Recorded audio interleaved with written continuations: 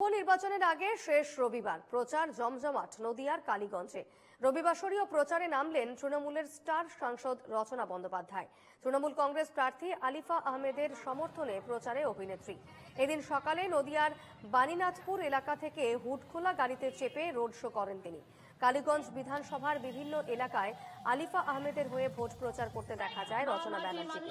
রচনার উপস্থিতিতে ভিড় উপচে পড়ে রাস্তায়।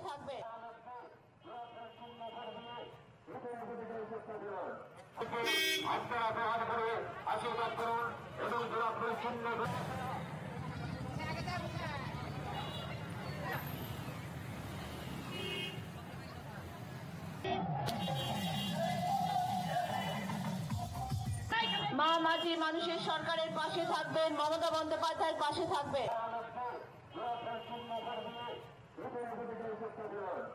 দেখতে পাচ্ছেন সেই ছবি। রবিবাসরীয় সকালে একেবারে হুডখোলা গাড়িতে চেপে আলিফা আহমেদের হয়ে প্রচারে নামলেন স্টার ক্যাম্পেনার রচনা ব্যানার্জি এবং সেক্ষেত্রে আলিফা আহমেদ কালীগঞ্জ উপনির্বাচনে প্রার্থী। আলিফা আহমেদের হয়ে প্রচারে নেমেছেন রচনা বন্দ্যোপাধ্যায় এবং রচনাকে দেখার জন্য উপচে পড়ে ভিড়। মমতা বন্দ্যোপাধ্যায়ের পাশে থাকবে। খুবই ভালো সাড়া পাচ্ছি, প্রচুর মানুষের ঢল রাস্তায় এবং এবারেও দিদি আসছেন এবং আলিফা আহমেদই জয়ী হবে।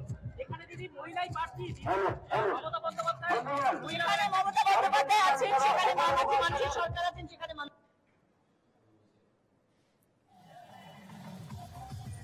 মা মাঝি মানুষের সরকারের পাশে থাকবেন, মমতা বন্দ্যোপাধ্যায়ের পাশে থাকবে।